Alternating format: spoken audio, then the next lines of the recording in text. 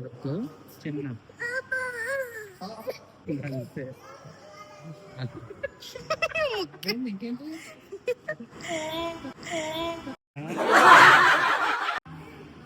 Hi guys, ఇక్కడ తీయలేదు కదా, ఇదే కదా తీసారు, అది తీయలేదు కదా. లేదు అయితే ఇలా పట్టు. నిన్ను ఎక్కడ బ్లడ్ తీసారమ్మా?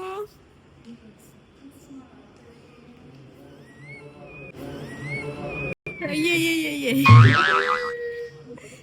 తలుచుకొని ఏడొస్తున్నా. చెప్పు హాయ్ గైస్. బ్లడ్ తీసారని చెప్పు. బ్లడ్డా?